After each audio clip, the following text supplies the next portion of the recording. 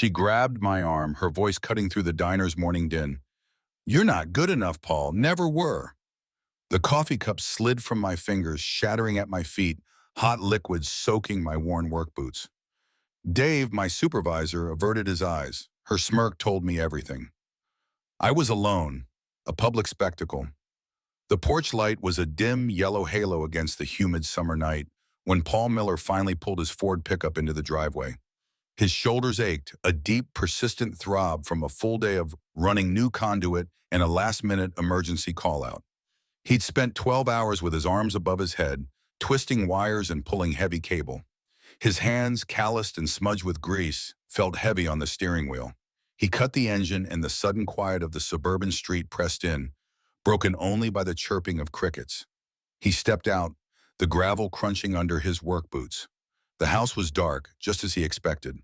Brenda Hayes, his wife, had left early that morning for a 3-day marketing seminar in Columbus. 3 days of peace, she'd called it, a chance to clear her head. He had kissed her goodbye before dawn, the scent of her shampoo lingering on his cheek for a moment before she slipped away. She always called when she arrived safely, a habit formed over their 10 years together. Tonight, the phone had remained stubbornly silent in his pocket, a heavier weight than usual. He unlocked the front door, the click echoing in the stillness. Inside, the air was cool, smelling faintly of the cleaner Brenda preferred. He dropped his tool belt by the door, the familiar clatter sounding jarring in the quiet. He checked his phone, no missed calls, no messages. A faint unease stirred in his gut, a feeling he'd become familiar with lately.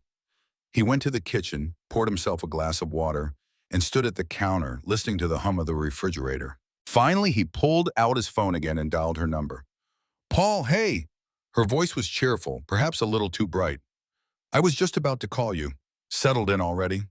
"Sure," he said, trying to match her lightness. "Just got home. Long day." He paused, then added, "Thought I might just surprise you, actually. Drive down tomorrow. Dave, my supervisor, said he'd be happy to give me the time off, seeing as I'd put in those extra hours this week." He waited, a small smile playing on his lips, imagining her reaction. A weekend away, just the two of them. It had been a while. The cheerfulness in her voice vanished, replaced by a sudden, almost imperceptible tightening. "No, you're not coming here, Paul." The words were quick, sharper than he expected. "We already talked about this. It's really just a boring seminar. Presentations, workshops. You wouldn't like it." He felt a chill despite the warmth of the kitchen. "Oh, right." The idea of surprising her now felt foolish. "Yeah, I guess not. Just thought it might be nice." "I'm glad to hear that, Paul," she said, her voice softening, a palpable wave of relief washing over the phone line. "These few days will be boring, honestly. You just relax at home." He nodded, even though she couldn't see him. The conversation drifted for another minute, mostly about his day, punctuated by Brenda's slightly distracted uh-uh-hus. Then she cleared her throat. "Oh, Paul, can you do me a quick favor? I can't seem to remember if I packed my smaller travel bag, the one I use for toiletries and my makeup. Could you just check the bedroom dresser? It should be right there." He blinked. The travel bag. He distinctly remembered seeing it on the bed that morning, fully packed. "Sure, Brenda, I'll check." "Great, thanks, honey. I'll call you tomorrow." And with a click, she was gone. Paul slowly made his way upstairs. The bedroom was dark, the blinds drawn. He flipped on the lamp beside Brenda's side of the bed. The light filled the room with a soft glow, illuminating the cherrywood dresser. And there it was, the small, patterned travel bag, sitting right in the middle of the polished surface, exactly where she usually kept her diary. His eyes drifted. Next to the bag, partially obscured by a stack of magazines she hadn't taken, sat her old red leather diary. It was a thick book bound in worn leather, the kind with a small brass clasp that she always kept locked. But tonight the clasp was undone, the book lying open to a random page, or at least not fully closed, exposed. He stared at it. Brenda had been distant lately, her answers vague when he asked about her day, her eyes shifting when he pressed her on anything personal. He'd told himself it was just the stress of her new project at work, the pressure of leading the marketing team. But the little moments, the quick changes of subject, the way she sometimes seemed to recoil from his touch, They had started to accumulate, like small stones in a steadily filling jar. A magnetic pull, insistent and unwelcome, drew him closer to the dresser. He knew he shouldn't. He knew what it meant to look inside someone's private thoughts, especially hers. But the diary lay there, an invitation and a betrayal all at once. He reached out, his fingers brushing against the cool, smooth leather. He picked it up. It felt heavier than he expected. A solid block of secrets. He carried it downstairs, the weight of it in his hand a physical manifestation of the uncertainty growing in his chest. In the brighter kitchen light, he set the diary on the counter. The pages were thick, creamy white. He slowly flipped through them. His gaze stopped at the back of the book. Only about a third of the pages toward the front had been written on. The rest were completely blank. A cold knot formed in his stomach. This couldn't be right. Brenda had kept a diary since they met. 10 years. This book, at most, contained a year or two of entries. Where were the others? A sudden, chilling realization hit him. This couldn't be the only diary. There had to be others, hidden away, perhaps in a place he wouldn't think to look. He looked at the diary again, then back at his phone. Brenda's voice, the quick shift from cheer to anxiety, the fabricated errand, the odd relief. It all clicked into place, forming a coherent, unsettling picture. This, he thought, this might be the only way to truly understand what was happening, what Brenda had been hiding. He knew he shouldn't, that this was a violation, but the temptation, the desperate need to unlock her secrets, was too strong. Paul Miller stood in the quiet kitchen, the red leather diary heavy in his hands. He remembered Brenda mentioning a small key kept tucked away in her old wooden sewing kit in the spare room. A small, almost insignificant detail. Yet now it felt like a vital clue, a thread connecting him to a truth he hadn't wanted to seek. His heart started a slow, heavy drumbeat against his ribs. He walked into the small, spare room, the scent of lavender and mothballs hanging in the air. The sewing kit sat on a dusty shelf, a relic from a time when Brenda used to mend his shirts and sew buttons back on.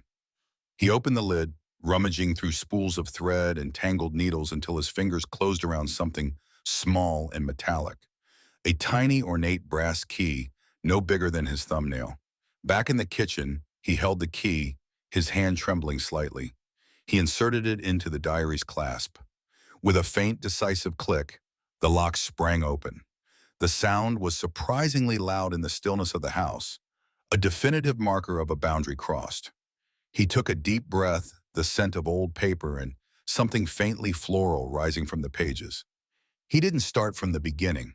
His eyes, guided by a desperate urgency, flipped directly to the most recent entries, stopping at a page dated just 3 weeks ago.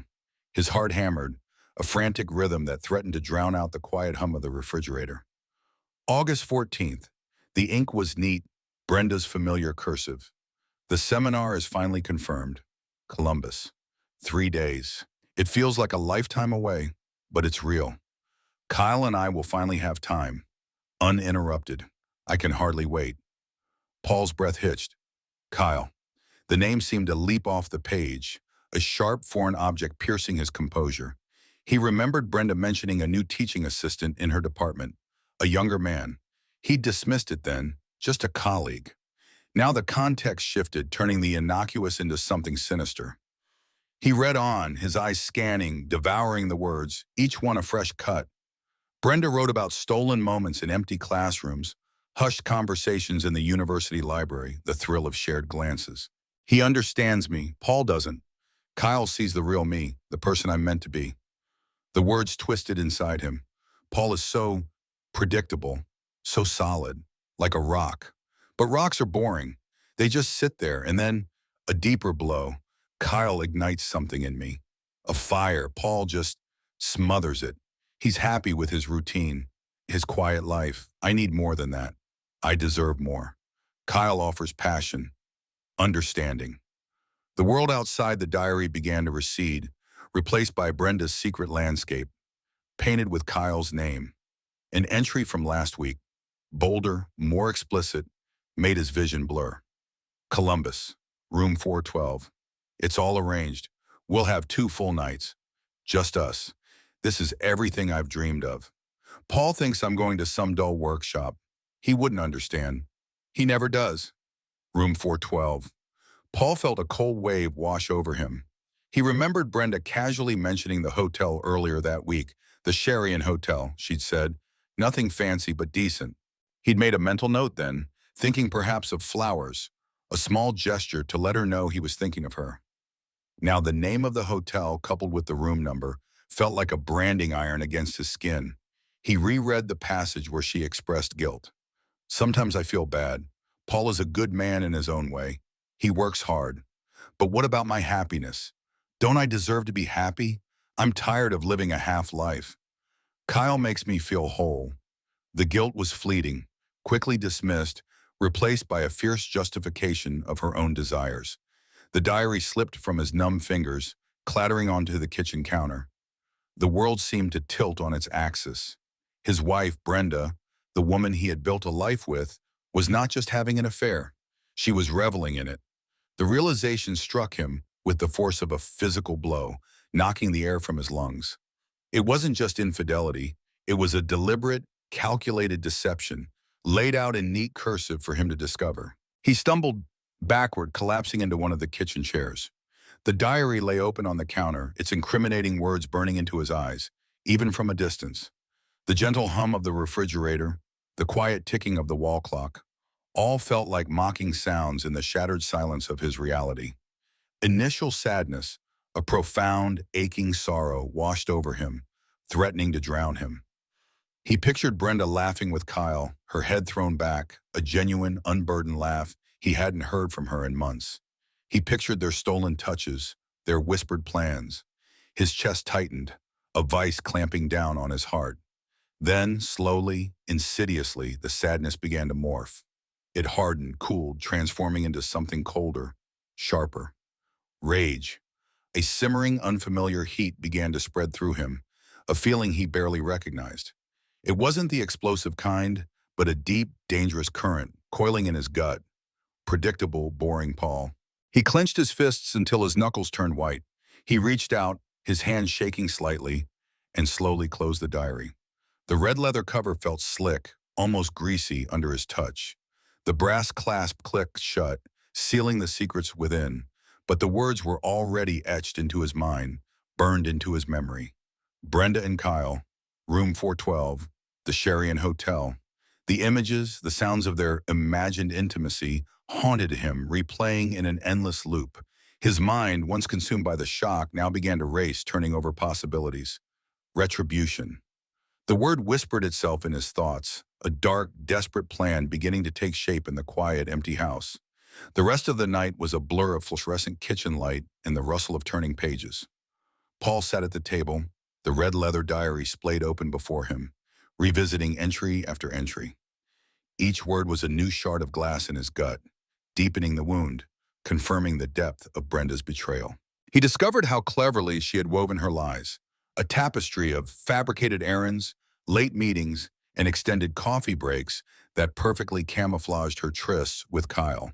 The detail in her deception was astounding, a testament to her meticulous nature applied to deceit. He pulled out his laptop, the blue glow illuminating his drawn face. A quick search confirmed the Sherian Hotel in Columbus. He found images of the lobby, the restaurant, even a floor plan. Room 412, he thought, a specific chilling number. No longer just words on a page, but a tangible location where his wife lay with another man. The images burned into his mind, fueling a quiet, steady burn. He wouldn't confront her now. That would be messy, emotional, and ultimately not satisfying enough. A quiet, calculated approach, he decided, would serve him better. The next morning the sun rose, indifferent to his shattered world. Paul went to work, his movements mechanical, his composure an elaborate act. He greeted his coworkers, managed a strained smile for Dave, his supervisor, and plunged into the familiar routines of his job. No one noticed the tremor in his hands, the hollow look in his eyes. They saw Paul Miller, the reliable electrician, just as Brenda had seen him, predictable. "Dave," he said, catching his supervisor during a coffee break, "I might need a day or two off soon. Nothing set in stone, but a family emergency came up, unexpected." Dave nodded, his brow furrowed with concern. "Sure thing, Paul. Just give me some notice. Everything all right?" "Just unexpected," Paul repeated. the lie tasting like ash. Nothing to worry about right now. He needed a window, a strategic moment. This was the first step. During his lunch break, Paul found a quiet corner in the break room. He pulled out his phone and with a grim determination, began to photograph the most incriminating entries in the diary. Dates, names, specific details about Columbus and room 412. He made sure the images were clear, time-stamped. Evidence. This wasn't just about knowing, it was about proving.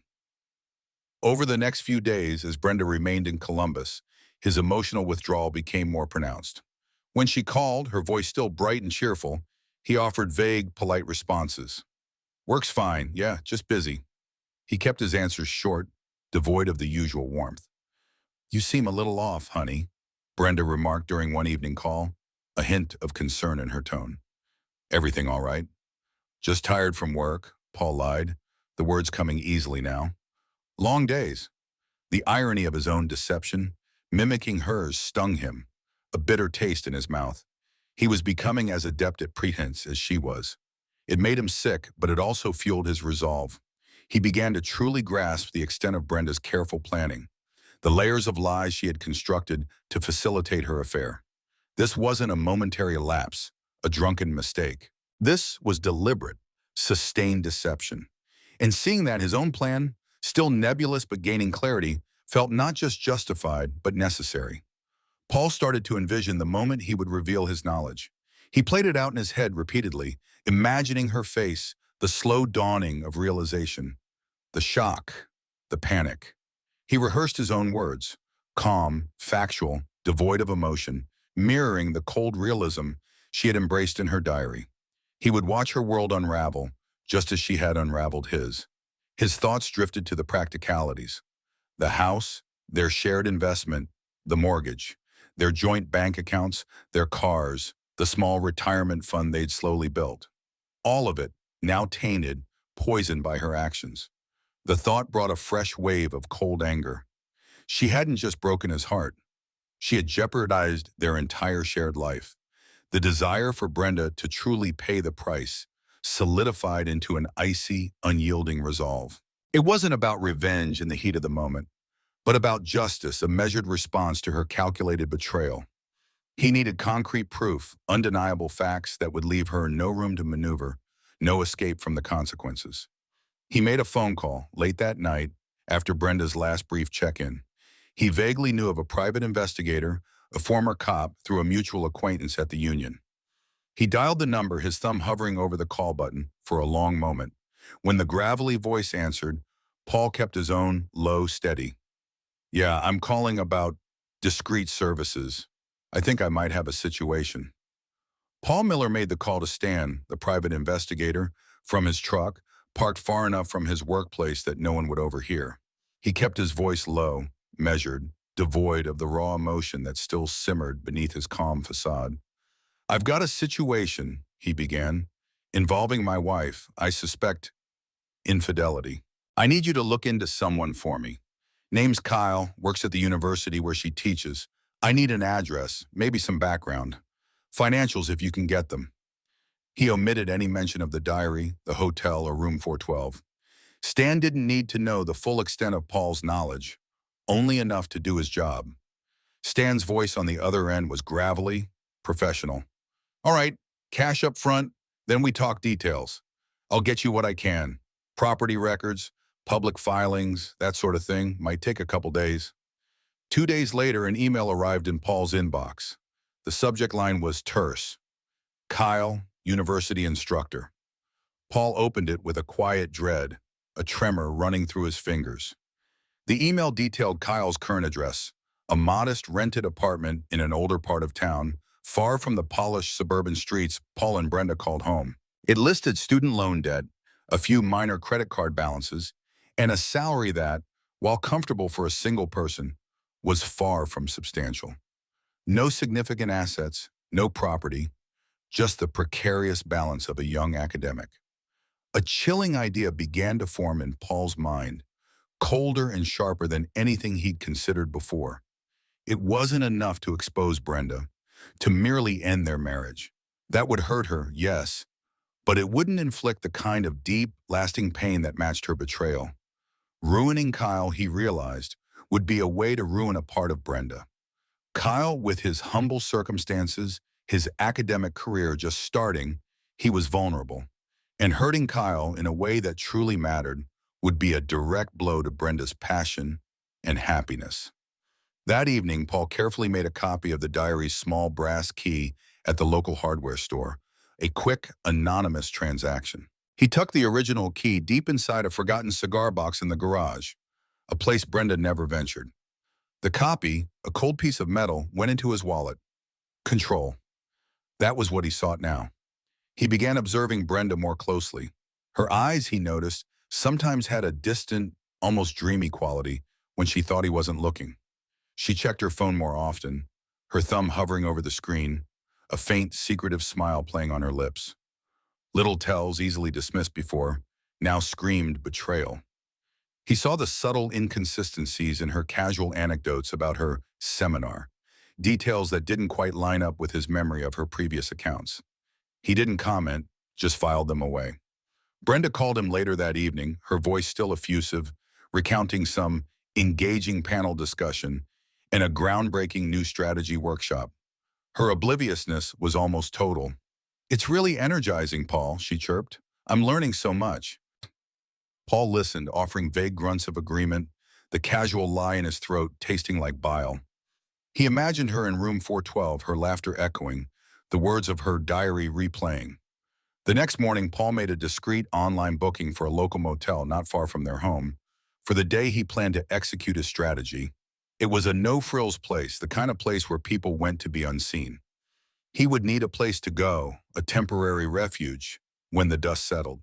He wasn't thinking about a quick confrontation, but a deliberate unraveling.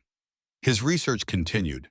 He spent hours scouring the university's online policies, poring over faculty handbooks and student conduct codes. He found the sections on ethical conduct, professional boundaries, and faculty-student relationships. The language was clear, unequivocal. Relationships between faculty and students, especially those in a direct supervisory or teaching role, were strictly prohibited and grounds for disciplinary action, including termination and revocation of tenure. He found a small, grim satisfaction in the bureaucratic precision of it all. Kyle's future, his entire academic life, rested on this tightrope. He decided to plant a small seed. He picked up a brochure for couples counseling, rebuilding trust, from a doctor's waiting room and left it casually on the kitchen counter, next to Brenda's mail. A test. A probe. Brenda found it that evening after she returned from Columbus, her suitcase still by the door.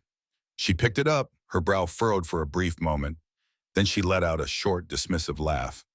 "Oh, Paul, what's this for? We're fine." She tossed it back onto the counter, her eyes already scanning her mail. He watched her, his expression neutral. Fine, he thought. She wouldn't be fine for long. He considered the full impact of his impending actions, the destruction that would inevitably follow. The house, their finances, their shared friends, their entire 10 years together, all of it would be shattered beyond repair. He acknowledged the painful fallout, the sheer amount of brokenness he was about to unleash. But the memory of Brenda's betrayal, the cold, calculating words in her diary, the image of her with Kyle in room 412, all of it coalesced into an unyielding shield. It steeled his resolve, making him immune to doubt. Paul leaned back in his chair, the glow of his laptop casting shadows on his face. The plan was solid, the details finalized. A grim satisfaction settled over him, cold and heavy, like the Midwestern winter about to set in. Paul Miller called Dave, his supervisor, on Friday morning, feigning a throbbing migraine. "Can't look at a screen, can't stand the light," he mumbled, making his voice sound strained. Dave, ever understanding, simply told him to take the day, get some rest. Brenda was still away, her seminar drawing to a close. The house was quiet, an empty stage for his final preparations. He moved through the house with a methodical precision, gathering his evidence. The digital photos of Brenda's diary entries were transferred to a USB drive. He printed out the hotel reservation confirmation for the Sherian Hotel, highlighting room 412 with a yellow marker. Stan's report on Kyle, detailing his address and financial situation, was also printed, a stark, factual document outlining the life of the man who had entangled himself with Brenda. Each piece was placed carefully into a simple, unmarked manila envelope. The pile felt heavy, laden with unspoken truths. He made another call, this one to a local lawyer whose name he'd seen on billboards around town. He asked about general divorce proceedings, asset division, careful not to reveal the catalyst. Just exploring options, he told the secretary, his voice even. He took notes, filling a page with jargon about marital assets and equitable distribution. The process felt impersonal, clinical, a reflection of the detachment he now felt. With a deep breath, he opened his laptop again. He drafted an anonymous email to the dean of Brenda's college. The message was concise, devoid of emotion, simply stating that he had information regarding an inappropriate relationship between a teaching assistant named Kyle and a senior faculty member, Brenda Hayes. He didn't provide any specific details, only enough to plant a seed of suspicion to ensure an investigation would be initiated. He attached no files, included no names other than Kyle's and Brenda's, and sent it from a burner email account he'd created. Once the email was sent, he closed the laptop. The click, a final, decisive sound. Brenda returned home Saturday evening, her small travel bag slung over her shoulder. She looked tired, a faint smudge under her left eye, but her smile was bright, almost effusive. "It was a productive seminar, Paul," she announced, dropping her bag by the front door. "So many new insights into market trends." Paul met her in the hallway, his face a mask of practiced calm. He leaned in, giving her a brief, chaste kiss that felt like ash in his mouth. "Good to have you back," he said, his voice flat. He took her bag, carrying it upstairs without comment. "I thought we could have a quiet dinner at home tonight," he suggested as she unpacked. "Just you and me, after your long week." He wanted her comfortable, relaxed, before he pulled the rug out from under her. Later at the kitchen table, he served the pasta he'd made, a simple dish she usually enjoyed. Brenda, oblivious, talked animatedly about her new insights, her voice filling the quiet room. She described a panel discussion, a networking event, details he knew were half-truths, embellished to cover her tracks. Her enthusiasm for the fictitious seminar made Paul's blood run cold, hardening his resolve even further. Every lie she spoke was another nail in her own coffin. "So," she asked, pausing, her fork halfway to her mouth, "anything exciting happen while I was gone?" Her eyes now were genuinely curious, reflecting the easy domesticity they had shared for years. Paul met her gaze, his own eyes calm, steady. "More than you could imagine, Brenda. More than you could imagine." The words hung in the air, a subtle shift in the room's atmosphere. Brenda's smile faltered, a slight, almost imperceptible twitch at the corner of her mouth. He reached under the table, pulling out the manila envelope. He placed it gently on the oak surface between them, its plainness stark against the warm light of the kitchen. No words were written on it, just a simple, unassuming envelope. Brenda's eyes darted to it, then back to his face. The casual cheerfulness drained from her features, replaced by a flicker of apprehension, a dawning unease. Her hand, which had been reaching for her wineglass, hesitated, suspended in midair. "I think we need to talk about what you really did this week, Brenda," Paul said, his voice level, devoid of accusation, yet heavy with unspoken weight. He watched her, waiting. The tension in the room thickened, palpable, the silence deafening, punctuated only by the distant hum of the refrigerator. Brenda slowly, reluctantly, extended her hand towards the envelope. As he watched her, a quiet voice in his head urged him to remember that every choice, no matter how small, carried a cost. Stick around to the end to see how life's costly choices unfold. Brenda's fingers, trembling slightly, reached for the manila envelope. She pulled out the contents, her eyes quickly scanning the pages. First, the hotel reservation for the Sherian, room 412, highlighted in yellow. Her breath caught. Then the printouts of her diary entries, enlarged and stark against the white paper. The color drained from her face, leaving her skin pale, almost translucent in the kitchen light. "What is this, Paul?" Her voice was barely a whisper, a strained, disbelieving stammer. This is fake." Her eyes darted from the papers to his face, searching for a sign, a hint that this was some cruel joke. Paul's voice remained calm, steady, cutting through her disbelief like a surgeon's scalpel. Fake? Is the Sherian Hotel fake, Brenda? Is your diary fake? Is Kyle's name fake? He watched her, every flicker of emotion on her face, every involuntary movement. Her eyes, wide with sudden panic, narrowed. You went through my things? My private journal? How could you, Paul? The accusation, thin and desperate, hung in the air. For the first time, Paul's calm facade cracked, a controlled fury rising in his voice, though still held in check. How could I? He slammed his palm on the table, the sound echoing sharply in the quiet kitchen. How could you, Brenda? After 8 years, after everything we built. He leaned forward, his voice a low, dangerous growl. He pointed to a specific diary entry, enlarged and stark on the page. You called me boring. You wrote that you planned to leave me, that I was just predictable. You told him you deserved more. Brenda's carefully constructed composure shattered. Tears welled in her eyes, blurring her vision, and then streamed down her cheeks. I was confused, Paul, she sobbed, her hands reaching out as if to grasp at an invisible thread. It meant nothing. It was just words. I was feeling lost. The excuses were weak, transparent, dissolving in the face of the undeniable evidence. Paul ignored her tears. He reached into the envelope again, pulling out Stan's report on Kyle. He laid it flat on the table, pushing it towards her. Read it, Brenda. See who you chose over our life. Kyle, a teaching assistant, full of student debt, living in a cheap rental. He's just a boy, Brenda, someone to play with, someone to make you feel alive again. His voice was laced with a contempt he hadn't known he possessed.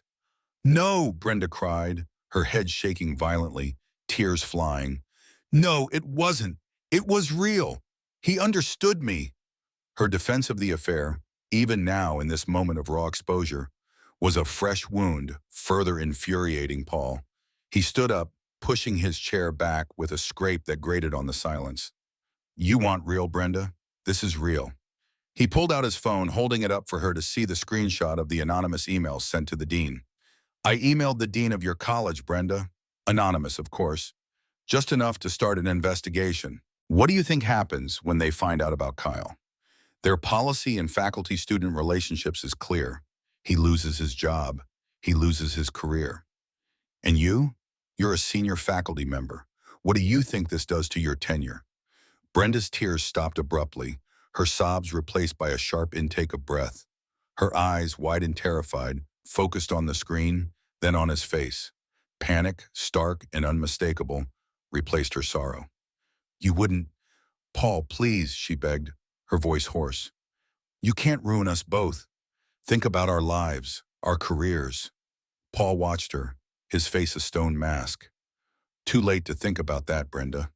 You already did that when you chose room 412. When you wrote those words in your diary. He walked to the counter, picked up his car keys, and then turned back to her, his voice devoid of any warmth, any hesitation. You pack a bag and you leave tonight. I want you gone by morning. I've already moved some of the money into a separate account. And I've consulted a lawyer. Don't expect to take more than you brought into this marriage. Brenda pushed herself up from the table, stumbling towards him, her hands outstretched. No, Paul, please, I'll end it. I promise I'll change. Just give me a chance, please. Her voice was desperate, pleading, a stark contrast to the confident woman he'd seen earlier. Paul stepped on back, his eyes cold and unyielding. Too late, Brenda, way too late. Brenda, her shoulders slumped, slowly climbed the stairs. Paul watched her go, a hollow ache beginning to form in his chest, an emptiness he hadn't anticipated. He heard the muffled sounds of her packing, the rustle of clothes, the snap of a zipper. After a few minutes, she reappeared at the top of the stairs, a small duffel bag clutched in her hand, her eyes red and swollen. She paused on the landing, looking at him, a desperate hope flickering in her gaze. What about our life, Paul? She whispered, her voice raw. Our dreams, everything we built. Paul's voice was flat, devoid of emotion. You traded our dreams for room 412, Brenda. You traded them for passion and understanding from a teaching assistant. She flinched, then turned and walked down the stairs, avoiding his gaze. She didn't say another word, just walked out the front door, the click of the lock echoing in the now cavernous house. He watched from the window as her car, the one they'd bought together, backed slowly out of the driveway and disappeared into the night. Silence descended, heavy and absolute, settling like a shroud over their home. The next few days were a blur. Paul called Dave, telling him he needed a few personal days, that things were complicated. Dave, sensing the underlying tension, didn't press for details. Paul spent the time in a detached fog, going through the motions. He made the necessary calls, signing the forms to officially begin divorce proceedings. There was no sense of triumph, no surge of satisfaction, only an unexpected, profound emptiness where his anger had been. The house, once filled with their shared history, now felt cold, sterile. On Tuesday afternoon, his phone rang. It was Stan. "Just letting you know, the college investigation is officially underway," Stan said, his voice clipped and professional. "Heard through my contacts that Kyle was brought in for questioning this morning. Things are looking pretty rough for him." A grim satisfaction settled over Paul, but it was fleeting, quickly overshadowed by the pervasive emptiness. He simply thanked Stan and hung up. Later that same day, Brenda called. Her voice was frantic, bordering on hysterical. "They're investigating Kyle. The dean called me in. They asked about our relationship, about Columbus. You did this, didn't you, Paul? You sent that email." Paul took a deep breath, his voice calm, steady, chillingly indifferent. "You made your bed, Brenda. Now you both have to lie in it." He heard the sharp gasp on the other end, the sudden choke sound of her realization. The full extent of his revenge, of his cold, calculated actions, was dawning on her. He hung up, the silence after her frantic voice almost a physical presence in the room. Word, as it always did in a town this size, began to spread. Whispers followed him at the grocery store. Curious glances lingered a moment too long when he picked up takeout. He heard fragmented snippets of conversation from coworkers, hushed tones that ceased abruptly when he approached. He kept his face neutral, his demeanor unchanged, but he felt the weight of their judgment, their curiosity. He found himself grappling with the moral consequences of his actions. He had sought justice, but had he merely inflicted more pain? Had he gone too far? The destruction he had unleashed was undeniable, touching not just Brenda and Kyle, but their entire community. He knew he had acted out of a profound sense of betrayal, but the cold calculation of his revenge left a bitter taste in his mouth. One morning while buying coffee at the local diner, he saw it. A small article in the local paper tucked away on an inside page. "University investigates faculty misconduct." And there, small and grainy, were pictures of Brenda and Kyle side by side. Brenda, looking drawn and pale, her usual sparkle gone. Kyle, younger, looking bewildered and cornered. The public humiliation, the very thing he had intended, was playing out before his eyes. A fleeting moment of doubt hit Paul, sharp and unexpected. Was this worth it? Did the grim satisfaction, the hollow victory, truly outweigh the pain, the emptiness, the quiet moral unease that now gnawed at him? He looked at the picture, at their ruined faces, and felt no joy, only a profound sense of exhaustion. Weeks blurred into months. The divorce proceedings, once an imagined clean break, dragged on, becoming contentious and draining. Lawyers exchanged terse emails, settlement offers were rejected, and every shared possession became a point of contention. The financial cost mounted, but the emotional toll was far greater. Paul heard the news through the grapevine, confirmed by an offhand comment from a former colleague of Brenda's. Brenda had lost her tenure at the college. The internal investigation, sparked by his anonymous email, had unearthed enough evidence to justify her dismissal, or at least to make her position untenable. Her professional reputation, once a source of pride, was in tatters. Not long after he learned of Kyle's fate, suspended from the university, his scholarship revoked, forced to leave school, his academic dreams cut short, he also heard that Brenda had moved back in with her parents, shamed and defeated, unable to face the whispers and pointed looks. He had achieved what he set out to do. He had delivered his retribution, meticulously, painfully. It was a victory, he supposed, but it was cold, offering no warmth, no comfort, only a bitter metallic taste in his mouth. At work, Dave offered his sympathies. "Tough break, Paul," he said one afternoon, looking genuinely concerned. "Heard you two are separating. If you need anything, just let me know." Paul nodded, mumbled his thanks. Dave, along with the rest of his co-workers, seemed to walk on eggshells around him, unsure how to approach the suddenly complicated man. Paul began to feel profoundly isolated. The anger that had fueled him for months slowly receded, leaving behind a vast, echoing loneliness. He tried to rebuild his life, burying himself in extra shifts, volunteering for every overtime opportunity. He focused on work, the familiar routines a welcome distraction, but the ghost of Brenda, of their shared past, lingered in every quiet corner of his mind. He saw her once, months after she'd left, at the local grocery store. He was reaching for a carton of milk, and she was turning the corner of the aisle, pushing a half-empty cart. Their eyes met across a display of fresh produce. For a moment, time seemed to stop. She looked older, her face drawn, her hair less vibrant. Her eyes, once so lively, held a defeated, haunted look. She quickly looked away, her face flushing, and pushed her cart in the opposite direction, disappearing down another aisle. Paul stood there, the carton of milk still in his hand, a strange mix of emotions swirling within him. He felt no surge of triumph, only a quiet, aching sadness. It was then, standing in the bright, impersonal light of the grocery store, that Paul truly realized his revenge, while thoroughly served, hadn't brought back what he had lost. It hadn't healed him. It had only multiplied the damage, spreading the pain like a wildfire, consuming not just Brenda and Kyle, but a significant part of himself as well. He couldn't stay in the house, the memories too strong, too suffocating. He sold it, a quick, almost desperate sale, taking a slight loss just to be rid of it. He bought a small two-bedroom apartment across town, a new anonymous space. A final letter arrived from Brenda's lawyer, a settlement offer that felt like a surgical cut deep into their shared assets, a clean division of their intertwined lives. He read the numbers, the specifics, and felt nothing but exhaustion. He accepted. He just wanted it to be over. He stood in the middle of his new living room, the walls bare, the boxes still unpacked. A profound sense of loss settled over him, heavy and cold. He had set out to make Brenda pay the price, and she had.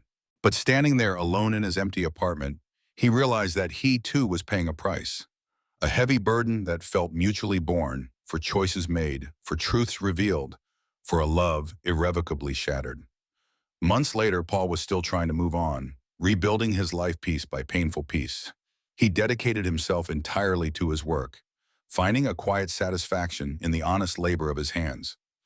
Dave, recognizing his unwavering dedication despite the clear personal hardship, offered Paul a promotion, a foreman position with more responsibility and a raise. Paul accepted, a small, unfamiliar spark of purpose rekindling within him. He occasionally heard news of Brenda through distant acquaintances. She'd found a low-paying job out of state, far from the life they had built. Kyle, he learned, had left town entirely, his academic ambitions seemingly shattered. The intense anger Paul had carried for so long had finally faded, replaced by a dull, persistent ache, a lesson learned the hardest way possible. He spent quiet evenings reflecting, not on the intricate details of his revenge, but on the true meaning of trust and fidelity, and the profound cost of their absence. He wondered if he could have handled things differently, but the thought quickly dissolved. The betrayal, he knew, had been too deep to ignore. He began to open up slightly to coworkers, sharing small talk about the weather, about work, a cautious step toward reconnecting with the world outside his loneliness. Visits to his parents offered quiet, unconditional support, a reminder that some love, at least, endured. He started volunteering at a local community center, seeking connection outside of work, a way to build something new. The desire for a life built on honesty and integrity, rather than resentment, slowly began to take root. Paul realized true peace didn't come from vengeance, but from acceptance and the courage to move forward. He looked out over the quiet Midwestern landscape, a sense of weary hope on the horizon. The scars remained, etched deep, but Paul was finally ready to live a life free from the shadow of betrayal, ready to face whatever came next with a newfound, quiet strength.